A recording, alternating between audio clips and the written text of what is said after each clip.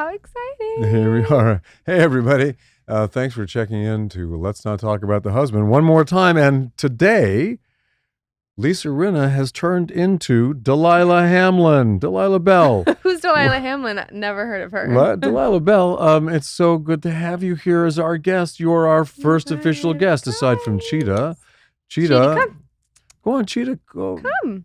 Cheetah, go on. I'm so happy to be here. I've never done a podcast. Wait a minute. Is this your first podcast? This is my first podcast. You got to be kidding me. Is it? Yes, it is. I've always wanted to do one. Oh, well, here you are. Okay, so welcome back to LA. Have you been in New York? Yes. You've been shooting stuff in New York. You were in Cayman for a week celebrating your birthday. Yes. How was that? How was Cayman? Amelia is a goddess for taking us to Cayman. Oh. And it was just so amazing. Love Cayman. Just love a beach moment, you know? Well, love a beach moment. I think a beach moment is always good to have once in a while. Beach moment. Yeah. So New York. And in New York. And what did you shoot in New York? We shot for Vogue. And you've done a Vogue cover before, didn't you? You've done an Asian Vogue? I've done a couple Vogue covers. Yeah. Both, I think there were 2, maybe 3, with the Morelli brothers. So with the Morelli brothers? Yeah, so, okay. Just all with them, yeah. So, so this is my daughter, who I delivered, who we brought up, who was a little sprout like that, and she's shooting for a Vogue now, okay? Number one fan. Hello. I mean, that's amazing. I mean, I'm so proud of you. I'm so proud of Amelia and what you guys have accomplished. And she's off, being kind of a supermodel, and you're off being a supermodel, but you're also doing music, because you don't just do supermodeling. You also are really passionate about your music. Can you tell me about your passion for music and all that? I don't think I could live without music. I love making music. I love writing music. I have to write my own music, and that's what I'm doing. I'm just like delving into that aspect of my career at the moment. And is that number one right now for you? I mean, look, I love fashion. I love modeling. I love meeting so many different creatives. I think that's really important for me in life, to be surrounded by creatives. And I love traveling. I just love fashion, but music is my thing. That's like what I came here to do in life, Okay, so you have your passionate one direction music, and that's what it is. And I just know in my soul that I'm supposed to do music. Do you know what I mean? When your kid finds their passion, finds the thing that they really, really want to do, I have to tell you, that is the most gratifying moment in a parent's life. I'm not a kid anymore. No. Sadly, I'm 27.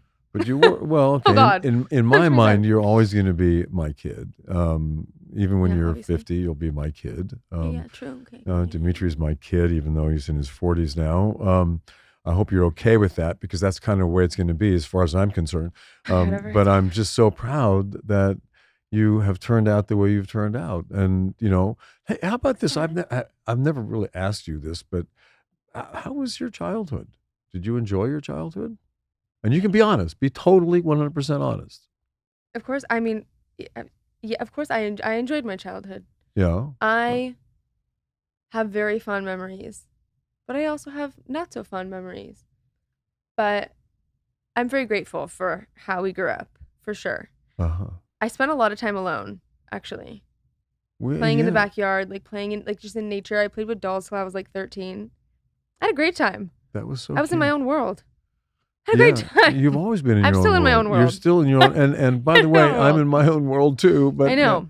But I love the world that you're in. It's so great. And I've watched you evolve over the years and years. I mean, your coming out was a little traumatic. Your mom and I told you. Oh, I was like, what are you talking about? Well, when you came out of her womb, Right. It was a little traumatic, because you were stuck in the birth canal for about 24 hours, which is a long time. I feel like that does something to you. Of course it must. And it does, because I actually was listening to so many Skinny Confidentials, and they talk about the trauma and how birthing trauma. I feel like they've talked about this, how birthing trauma I'm sure they have. Your life. So, but you're just an infant at that point. remember. You're coming out. You don't remember any of that, I'm assuming. But there has to be some kind of associative trauma with being, fighting your way into existence for 24 hours, you're like a bowling ball coming out through this little tiny hole, and it's got to have,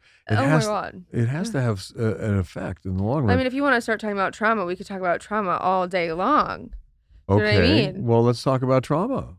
I hate the word trauma. Okay. I get it. Now tell me why. I feel it is overused. Do you think that some people say that they have trauma, but they didn't really have trauma, or they're different kind of levels of trauma that have different effects over time in one's life? And we look back on our lives and we can go, well, that happened because I had trauma at this point in my life, or this didn't happen because I was scared because of the trauma that I'd had in my life. And maybe we can look back on traumatic moments that happened to us as kids, and we could go, well, that's why my life is the way it is today. What I am not loving in society at the moment is like we're blaming our actions on our trauma. I don't think I have a bit of an issue with that, because I'm like, we need to take accountability for how we interpret and react to the trauma, if that makes sense. Sure, no, absolutely. So that's just something I've noticed, because obviously everyone has trauma, every single person. Of course, we have different variations of trauma. I mean, there are varying degrees of trauma, and that's what I'm trying to get at is, it means there's some people who had like horribly traumatic experiences where they survived a plane crash, or they saw their parents get killed in front of them, or they had, they were by a family member, or there's all there's that kind of trauma. And then there's trauma that is not necessarily as explosive or as dramatic, but could have the same long-term effects. Yeah. Like being stuck in the birth canal for 25 hours when you're an infant, or, being late to school on the first day of school, like what happened to me. I missed the first couple of days of kindergarten when I was a kid. And you remember that? I do. Oh my God. I remember going to kindergarten terrified because I'd missed the first 2 days. And it colored my entire school experience for the next few years, because my very first time ever going to a school was to kindergarten. And I mean, I had been to nursery school, but didn't consider that school. But this was like, this is the real deal. This was like a school.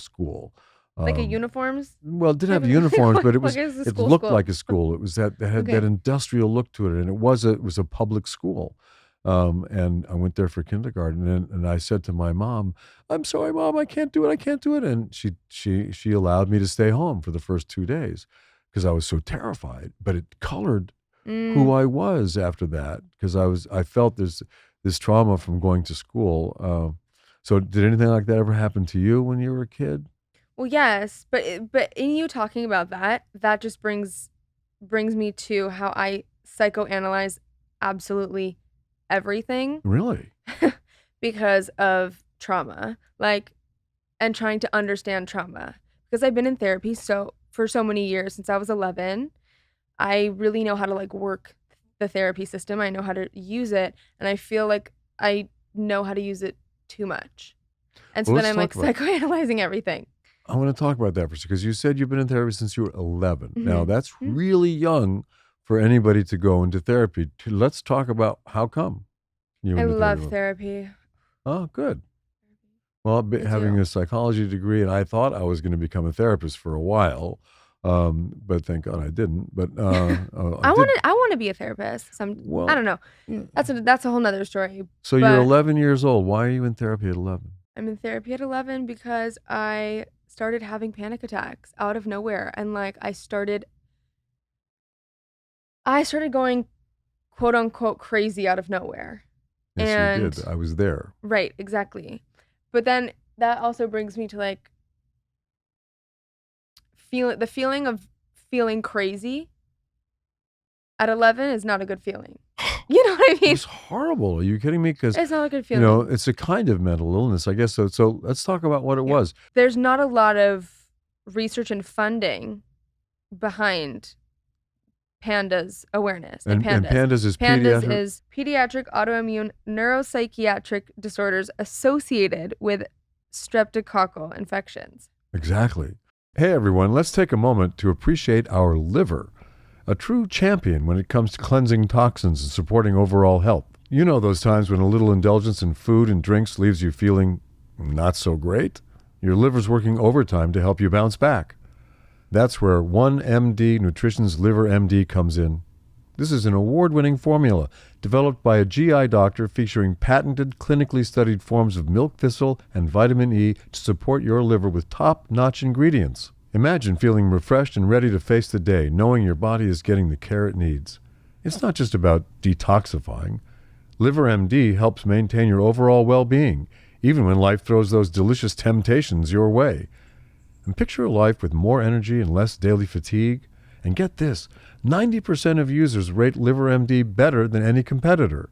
And get this, 80% of Liver MD users saw significant improvements in their liver test results, plus better energy, mental clarity, and less bloating.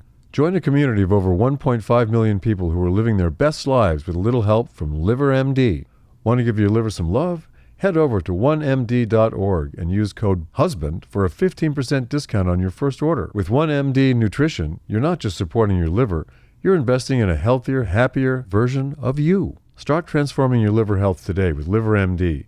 Better energy, mental clarity, and digestion await.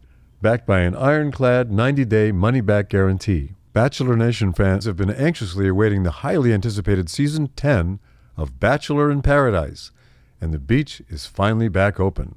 Jesse Palmer will be returning as our beloved host, and everyone's favorite bartender, Wells Adams, is back to mix up some cocktails and dole out advice. Also joining our staff this season is former Bachelorette Hannah Brown, who will be making her debut as the head of Paradise Relations, where she'll help plan special experiences for our romantic hopefuls, and will be shaking things up even more, as our young singles are joined by Golden Bachelor and Bachelorette alumni crashing the beach. That's right. Both bold and gold singles will shoot their shot at love this season, and it's all taking place in a new tropical oasis, Costa Rica, with new compatibility challenges along the way that are certain to test even the strongest of connections. This season proves that only those willing to pay the price will find true love in paradise. But even with all the new elements at play, audiences are sure to find comfort in what they know and love. The return of exciting fan favorites, steamy romances, and explosive drama, because finding love in the sun always comes with a little shade. Catch new episodes of Bachelor in Paradise Mondays, 8, 7 Central on ABC, and stream the next day on Hulu. For 10% of kids, this is what I learned, 10% of kids in the United States are at some point have PANDAS, this pediatric autoimmune disease. And it's triggered because the kids at some point get strep or some other bacteria. It's associated with strep, but you can get it triggered. A lot of viral infections like Epstein-Barr, mono. Right. So what it causes an autoimmune response. You want to talk about what it is? Because you've got your notes right there. So PANDAS is what it's called. PANDAS and PANS.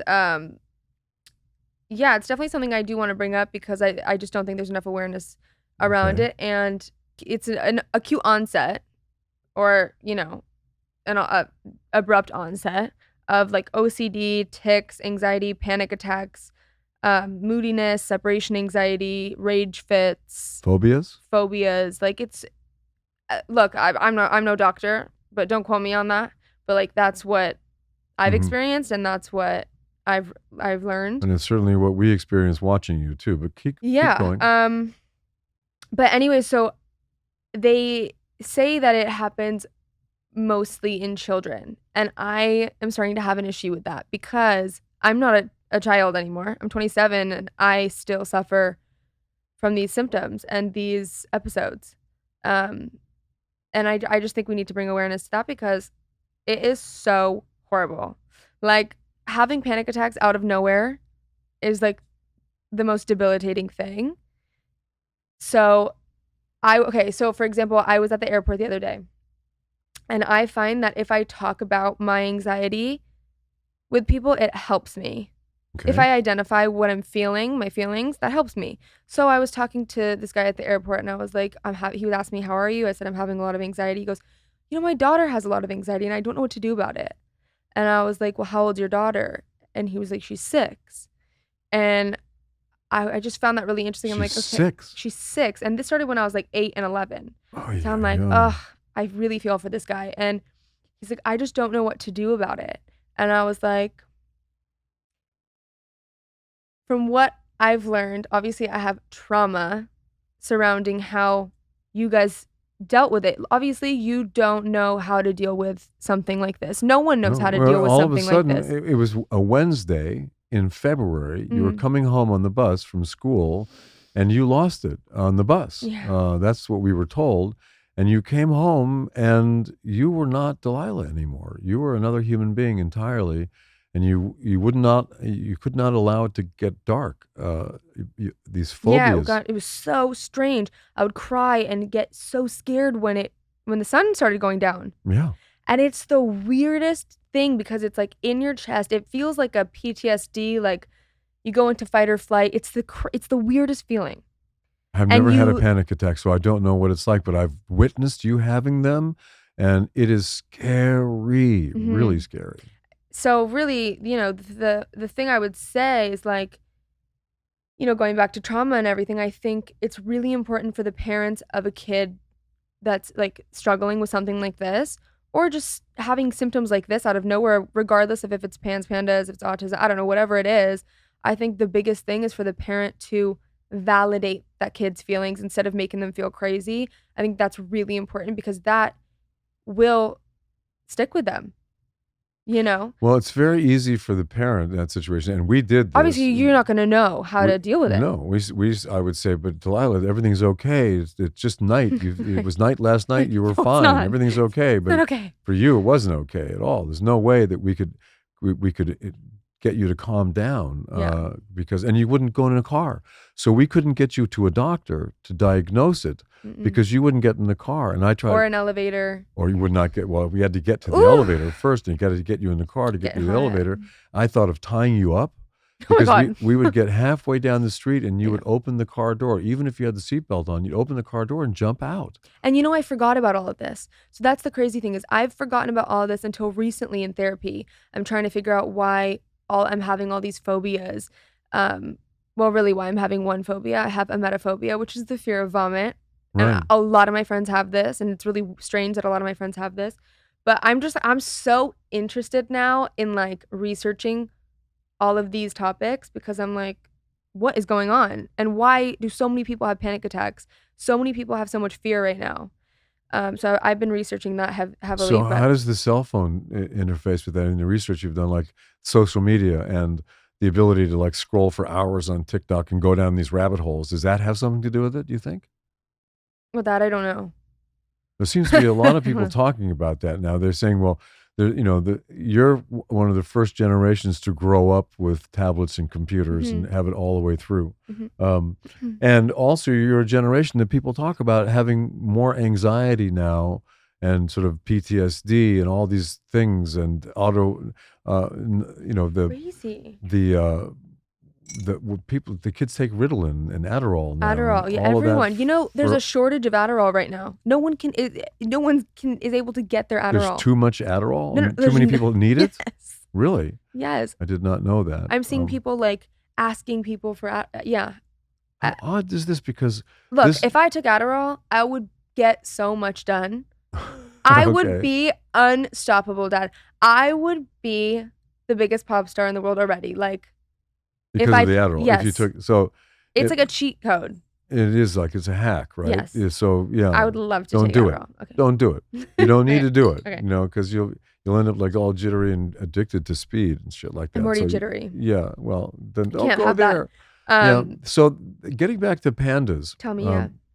So, what did it feel like when you were sort of going crazy, when you and wouldn't get in the car and wouldn't get into an elevator, and were you aware of it happening, or were you unaware and just panicked all the time? That's all you can think about. All you can think about. All you can think about is when am I going to have the next panic attack? When am I going to feel safe? It's like it takes over your mind. I'm not myself anymore. When you say like when you went crazy, like going back to trauma, that's something that I would encourage parents, like if your kids are feeling this way, like don't use words like crazy and like, try and validate feelings. Be like, that's good. Be like, I can see that you're not like, how can I help? How can I help you regulate? Because when you're in that state, you're not able to self-regulate. You need co-regulation. And then that leads to being codependent in relationships later on in life. And like, that's what I'm starting to learn in therapy is like, and why I feel trapped in a car, why I have claustrophobia on planes, why I get scared in, big crowds, because I need to feel like I'm in control. It's a whole thing.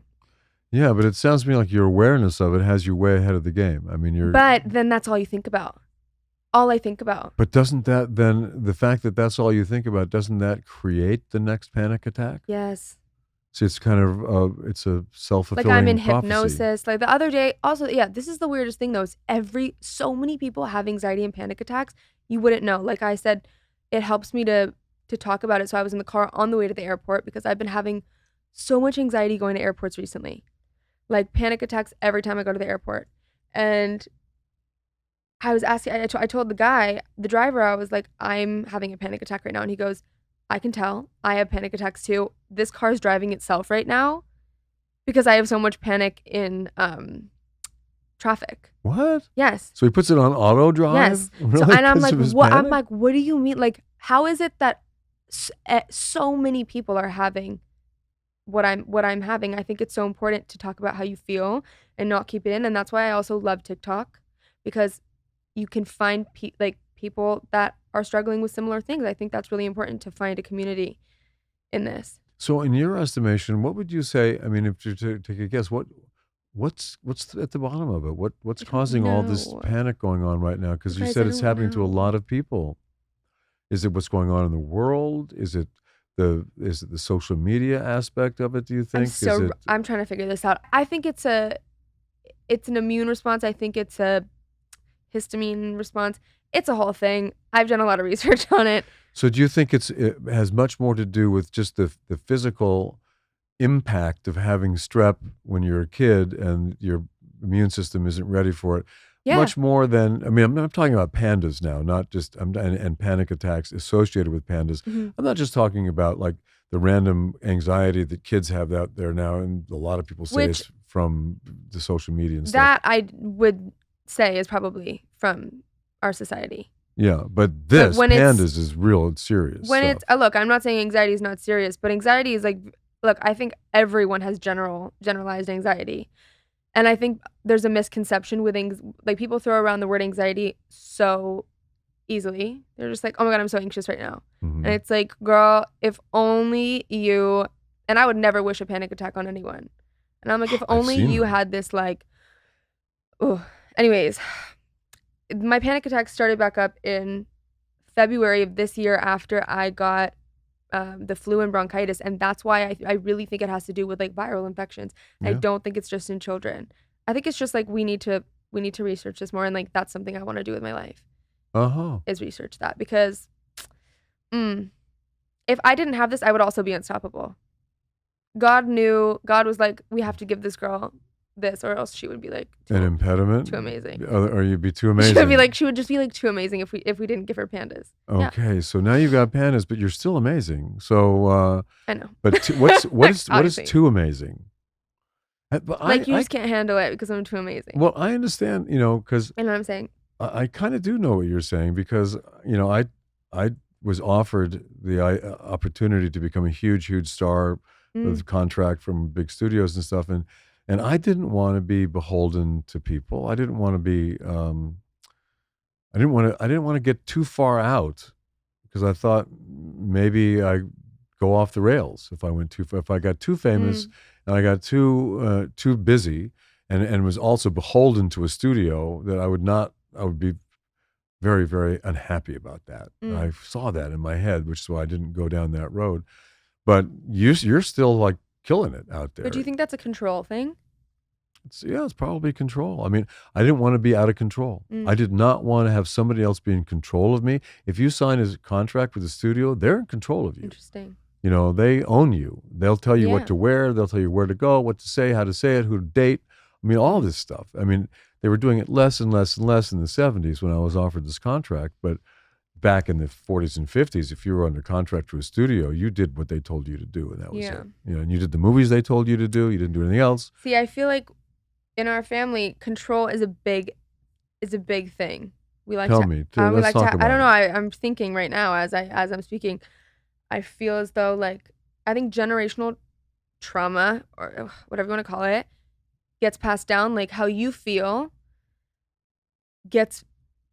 I can sense it. It gets passed down. I don't even know how to explain You it. absorb it. You absorb it, but Kind in of by so many osmosis, different you absorb it. ways, and it's very subconscious. Hmm. So I'm reading this book. It's about the female archetypes. Oh, cool. And the way it's explaining like a relationship with your father figure or with your family members and how just they perceive things and like how they react to things, that can really impact your inner feminine. And do you remember any specific examples about as you were growing up when maybe we didn't respond the right way to what was going on in your life, and you absorbed whatever you absorbed from me? Well, maybe just you even saying that like you wanted to be in control. Maybe I could feel like, okay, control is something that is needed in this household. Okay, therefore like I also need to be in control. Maybe that's why I have a fear of vomit, because you're not in control. Well, that's true. You know, so it's just little things like that. Like I really that's psychoanalyze. Yes, I psychoanalyze a lot of things like that. Because you're, you know, it's vomit. When you vomit, you vomit because your body is trying to expel some kind of poison that's in your system that it doesn't want in there. You guys, I don't think you were ready for this combo. Well, no, it's good. I don't think you're ready for this. This is a good combo. You know, because I'll never forget when your mom and I were doing Chicago and New York on Broadway. We went and we had an apartment on the west side near the park. No, like, ooh, this is when it started for me. Yeah, do you want to describe that experience a little bit about how that vomit thing started with you? Because I remember so it, but cute. It's my your sister's experience. The cutest. We were walking and she goes, "Oh my God, Delilah, look!" And I look and there's this man vomiting in Central Park, and I'm like, obviously, like you wouldn't think anything of this. You'd just be like, oh, like poor guy, or I don't know, like. But I'm young, so I figured this out in therapy. I'm young at this point. You guys, obviously, you did nothing wrong. You didn't know you were impacting me this way, but you know, you guys going and doing Broadway, and then we're taken out of school, you know, our reality is shifted, and you know, it's not necessarily safe anymore. We're living with, you know, mostly we're with the nanny, which we loved her, but still it's not like your parents. Right, and so there's that element of like not feeling safe. So when something happens like traumatic, like someone throwing up or something scary, anything happens and you can associate that with not feeling safe, because I was already not feeling safe in the environment. Even though I was safe inherently, you know what I mean? Like I was with the nanny, like I was safe. Maybe I just wasn't feeling it. So we were living in New York. Then I associate, and then it's just basically like you're associating things with feelings, and that's how the phobia kind of. So that was that the first day you remember about vomit and how yes, and it wasn't just him. Ew, we were also playing like in the water park, and like these kids were throwing up. I still remember the smell. Oh my God. Ugh. Oh yeah. And it was like all watery, and like we were stepping on it. Ugh. Anyways. So is it an accumulation of things? Oh my God, wait! And then that night we were watching The Sandlot. And there's like a whole throw up scene in The Sandlot. So it was a whole thing. The Sandlot, what's that? It's a movie. Really? And in that movie there was also, yes. Oh my God, so you got a double whammy that day. But then I was crying because you guys, I was feeling really unsafe and you guys weren't there. You guys were obviously like working, and yeah, it's just feeling unsafe. I heard the second half of it. So it kind of got reinforced by seeing a movie that night. Oh my God, I'm really giving you guys all the tea. And then what was to calm me down was Emma, our nanny at the time, gave me Rescue Remedy. What's in Rescue Remedy? Alcohol. Yeah, girl. So I'm then I'm like, okay, so what do you do when you're anxious? What do you do when you're feeling unsafe? What do you do when you don't want to feel these feelings? You take something or you drink. I'm sober. And how did that manifest at the time, though? I was like trying to find that bottle and like trying to drink the rescue remedy. Are you kidding me? Oh. I was so scared. I remember it's a little tiny bottle like that, but we used to have them all over the place. You were drinking them? Yes. Oh, wow. Yes, okay. guys, I was like 8. And could you get enough to actually feel something from it? No, not really. I doubt it, but you thought in your head that it was helping you. You're like, placebo, you're like, oh, someone of authority told me that this will calm me down. Right. Anyways, that's how things transpire. Okay, let's talk about something we all deal with, bad hair days. But what if those bad hair days could become a thing of the past? With the Eye Restore Professional, you can say goodbye to thinning hair and hello to fuller, healthier locks, right from the comfort of your own home. The Eye Restore Professional is clinically proven to regrow hair using an impressive 282 lasers and LEDs that deliver powerful light therapy directly to your scalp. Just pop it on while catching up on your favorite show, reading, or winding down for the night. It's hands-free, lightweight, and incredibly easy to use, making it a seamless addition to your self-care routine.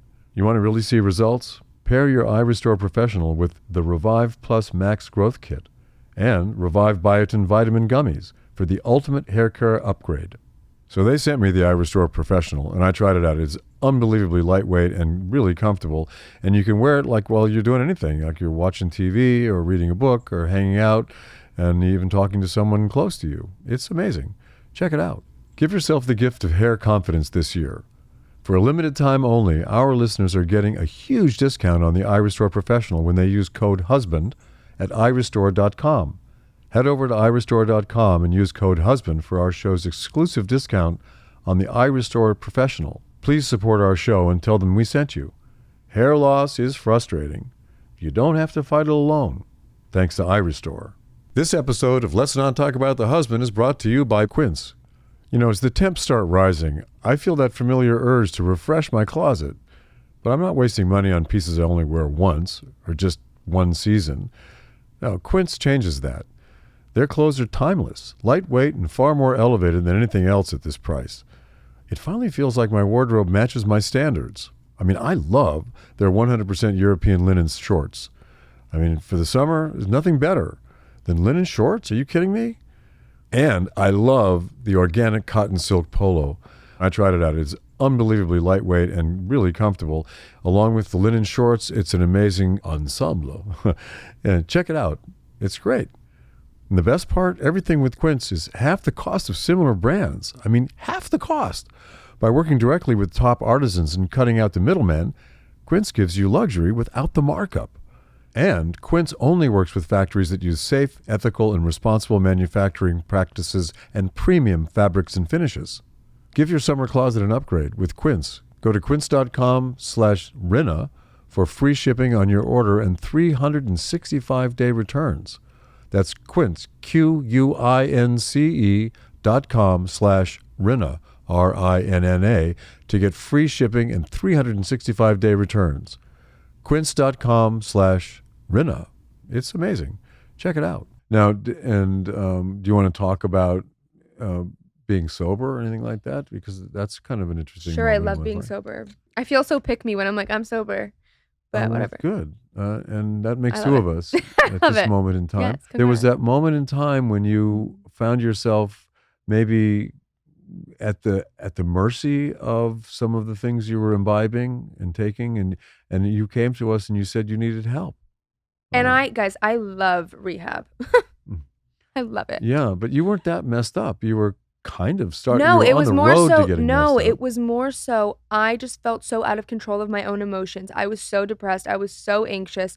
It wasn't even me like being addicted to these things. It was more so me like recognizing that I needed more help.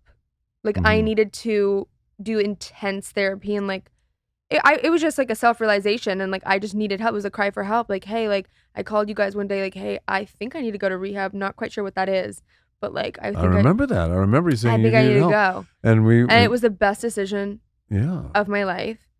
No one forced me to go. I was like, I want to go, and I'm so lucky that you guys like could afford it at the time and like, you know, help me through it. But I love it. Well, of course. Like now looking back, I'm like, in retrospect, You want to go back? I want to open a rehab one day. Oh. Well, did you know that? Apparently they're very lucrative. You get a big house and you can make a lot of dough that way. But well, it's not really for that reason, but like, but like that's just like an added. But I was so proud of you when you came to that realization that you needed some help, and you'd had a very tough time all through your adolescence and school. You had SIBO also, which is a small intestinal bacterial overgrowth. So I mean, if you want to talk about it, you could talk about how the fear of the vomit thing. Yeah, how cute. I literally had also, how ironic. Okay, yeah. So I had a fear of vomit. Then I get like some stomach infection, and it's just like the worst thing ever. Hot girls have tummy problems. You know what I mean? But okay. It's like a thing. Really? Yeah. Okay. It's a thing. But no, so of course, how ironic. I have a fear, but then I get something that like is going to make you throw up and like not feel good. So, I've really been tested in my lifetime. And then I get a French bulldog who has so many issues. And what does she do? She throws up every day. That's true. She does. She eats her food and throws up and then eats it again. I know. That's her. Thank you, Dad. French bulldogs have a very interesting kind of thing, right? They're not born. They have to be taken out by cesarean section. And insurance doesn't cover anything genetic, and all the problems they have are genetic. So you might pay, $1,000 for a great French bulldog, which is a lot of money to begin with, and then just to keep them alive can cost, up to $50,000-$60,000, like $200,000 or something. It was like really. I don't know, but anyway, so you were challenged. You had SIBO, and I'll never forget. We had to take you out of school in the middle of the week because you were at a girls' school, and you were a singer. You were on the a cappella team. And because of your a cappella solo, that team got into the nationals for the first time ever. Oh my God, I forgot about this. That's right. And you were the star of the a cappella team. And before you were able to go to do the nationals, they kicked you off the team. Which is why I took you out of the school, because you were the star of that. And they went to the nationals. You sat in the audience and watched. They wouldn't allow you to be up on stage with the other girls on the team. The fact that I don't remember this is crazy. Yeah, well, because... And that goes into my self-esteem issues. Wow. Yeah. I'm going to talk about that in therapy. I think self-esteem is a huge thing. Wait, keep going. What? And so, so the head of the school... Not me not remembering. The head of the school, I'll never forget, I was in Muskoka, and I was driving through the parking lot at Home Depot. It was pouring rain, and I was talking to the headmaster of the school, and I said, you've got to let Delilah go to the nationals. You've got to keep her on the team. Why, because I was sick? No, you had missed a rehearsal. Because you were in the bathroom, doubled over in a fetal position, and because you missed that rehearsal, they kicked you off the team. And I said to her, she only missed the rehearsal because she has this condition. And I sent her notes from the doctor, and they said, I'm sorry, if you're on the a cappella team, you cannot miss a rehearsal no matter what. Well, but then, then that started to bleed into my life, and I stopped modeling because it probably was subconsciously that. Like, look, I'm not able to do it, so they're going to kick me off anyways. I may as well just like quit for a moment. Do you know what I mean? It messed you up, but I took you out in the middle of the week and put you in a kind of homeschooling situation. Do you remember where you went every day to an office building? I quite liked that.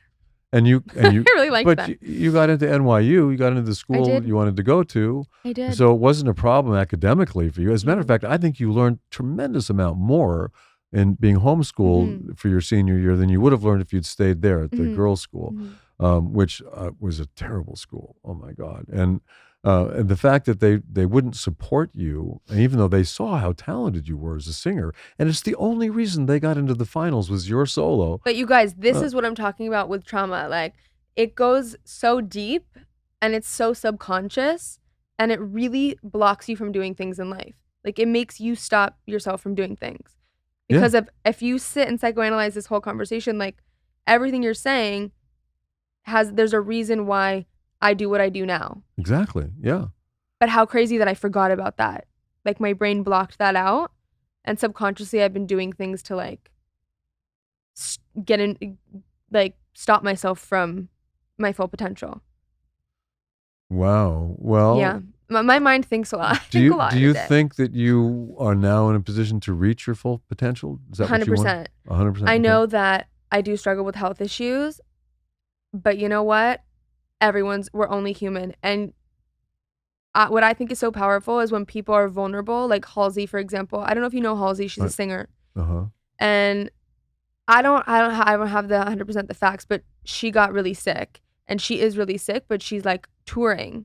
But Really? she posts, 2 weeks before touring, she's bedridden on IVs, and then she pulls it together. And do you know how hard it is to pull it together? Like, if you haven't been there, like, you don't know the mental and the physical of like having to pull it together so that people are not disappointed in you and you're not disappointed in yourself. It's hard, but I think it's so great that she's vulnerable. And like, I want to be able to be vulnerable with people and be like, you can still achieve your goals and your dreams, even if you're not like what people want you to be. So how do you do that? How do you gird yourself and get yourself to get out there and to press through it when there's part of you saying, I can't do it, I'm too scared, or there's too much panic or whatever, and then there's another part of you that actually pushes through it and gets to the other side. So what does that feel like? It's really fucking hard. Really? But once you do it, okay, for me, even going to the airport the other day, okay, I was so scared to go to the airport. Was you scared of flying or just the people? I'm scared of having a panic attack. Panic attacks are so uncomfortable. I'm scared of having a panic attack. So that gives you a panic attack. Yeah, of course. But so I'm like scared of having one, and I know I have to go to the airport. I know I have to get on a plane. But once you do it and push yourself and then you accomplish it, it's like, okay, I've accomplished a goal. I got home and my nervous system, I completely broke down. Like all day yesterday, I just had to like be in bed because I was not okay. My nervous system was so messed up from that. But once you do it, then you know that like you can keep pushing through, you can keep doing it. But it's hard. And you don't want to let people down. I don't want to let people down. Like, I don't want to let modeling agents, I don't want to let anyone down. Like the other day on the Vogue shoot, I was so fucking sick. I had to take steroids to get through the day because I got some weird virus in Cayman. And, I try not to complain. You guys always taught me like, don't complain, just like push through. So I just try to do that, but it's really hard. And like, I just don't want to disappoint anyone. Well, I just do it. I've seen you push through in those moments, and you always do. And you'll go to the studio and you'll cut an amazing song, even though as you were arriving at the studio, you were having a panic attack. Yes. And then you'll cut this amazing song. So it's possible to push through these things. Do you envision a time when you'll never have to deal with it again with panic attacks or anything like that? Well, yes, because I don't know. I don't want to say they're cyclical, but like, they do come and go. Like there are years where I don't have panic attacks. Does it have to do, you think, with getting an infection? Yeah, I really do. Because there are years that I was so good. Oh, I miss those times. They'll come back. It's fine. Huh. But like, yeah. And how do you account for the years when you didn't have any panic attacks? Is there some reason you didn't, do you think? Or is it just luck of the draw? You didn't get sick. You didn't get I think it's luck of the draw, honestly. Huh. I don't know. Wow. Still researching. So now you how many songs do you have under your belt now? So now I'm working with this amazing producer, Elise, and we're just kind of trying to like hone in on the sound because, your sound is constantly changing. So we're just trying to like figure out my sound, and we're having so much fun with it. We have, I don't know how many songs we have. Maybe 13, I had dinner 15? the other night with a guy who's a musician, also a producer. And he's heard your music. And I explained to him that you had done some songs that were ballads, and then you'd done some songs that were had dance beats in them. And he goes, she really needs to put her stake in the ground and figure out her sound, her voice. Is anybody else telling you this? No, yes. So, but the issue, yes. But I see artists who do all kinds of things. They do country, they do dance beats, they do ballads, they do it.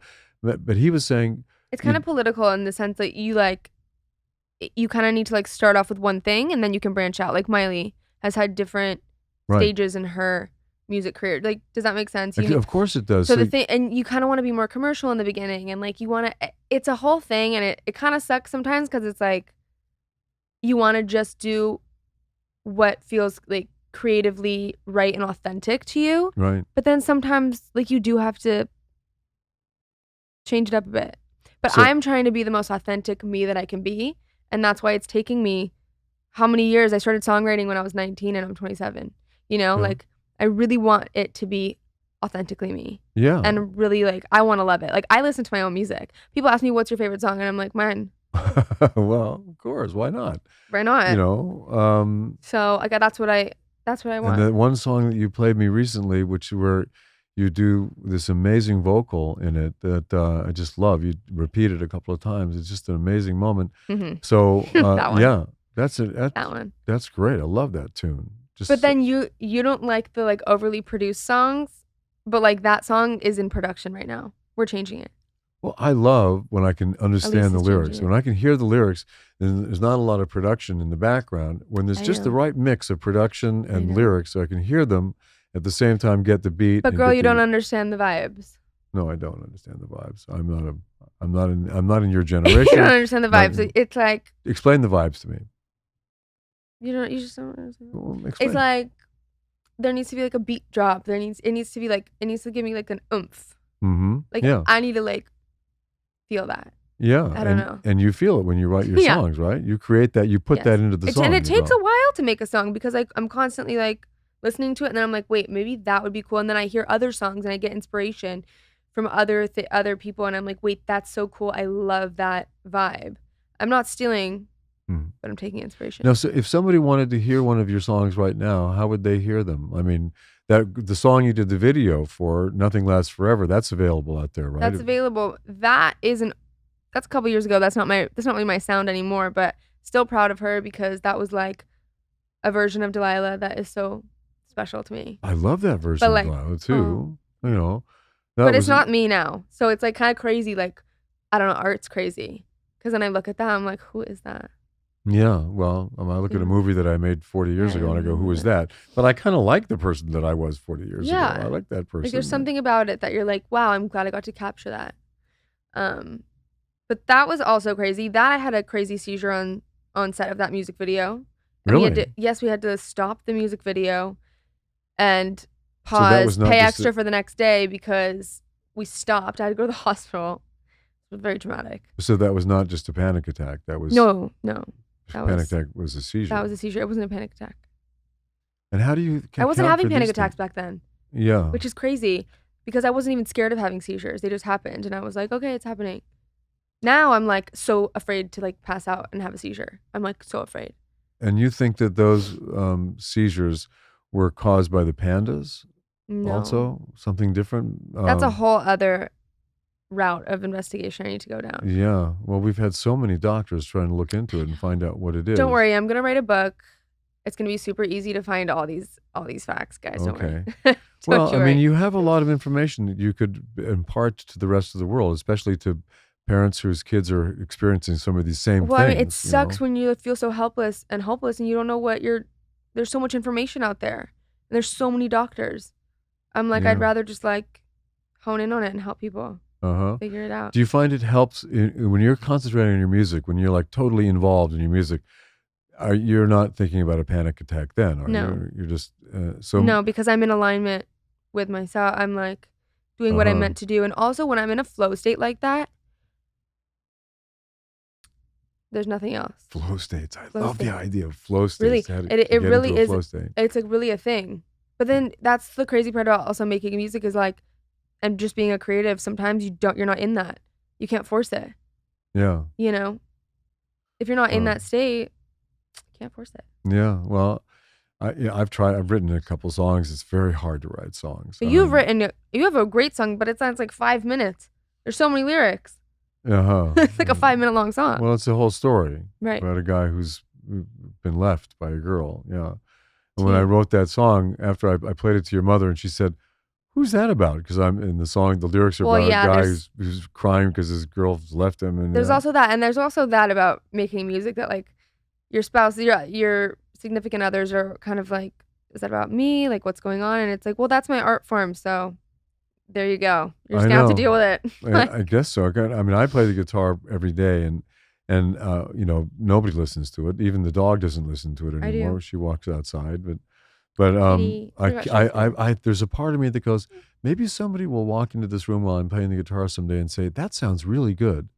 And you did that. I do. One time. What do you mean, no one time? I always do that. Twice you said, I remember, maybe you said it more, but you're the only person of all the people in my life who said, that sounds really good. Stop it. If I'm playing the guitar in the house. I mean, if I play for other people, they enjoy it and they'll tell me they enjoy it. But if I'm playing in the house, like the dogs walk out of the room, Lisa comes in, I'm playing like really banging away. I'm like wailing on the guitar. Yeah, with your little acrylic nails, yeah. And she like comes in and does her thing and walks out. And I go, but wait a minute, did you like it? You need to dig deeper into that. You want to feel appreciated. I know. Well, I mean, Therapy with Delilah. Yeah, therapy with Delilah, and maybe we can make some music together someday too.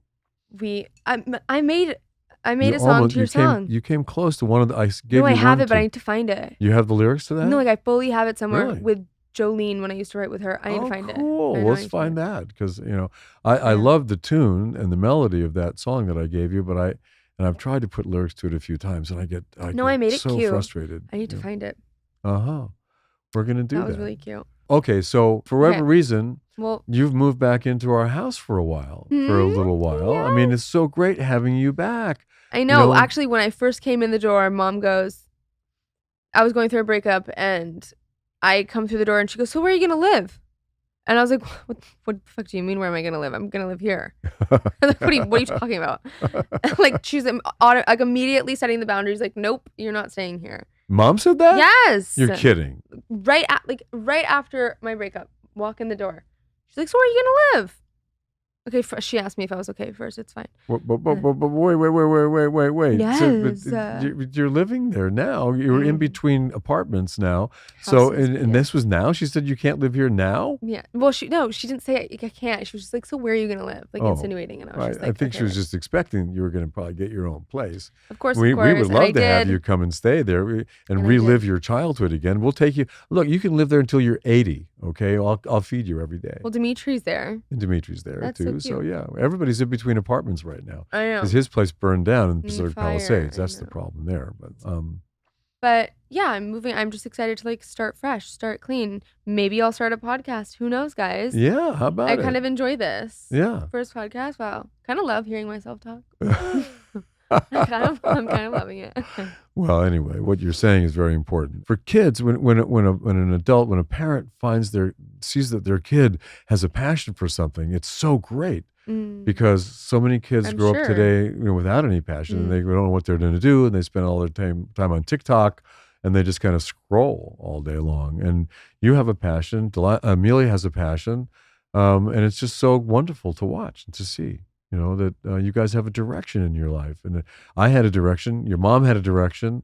But I know a lot of kids who don't. You just kind of flounder around, and then they end up getting really jobs that they hate, and they can't wait to retire.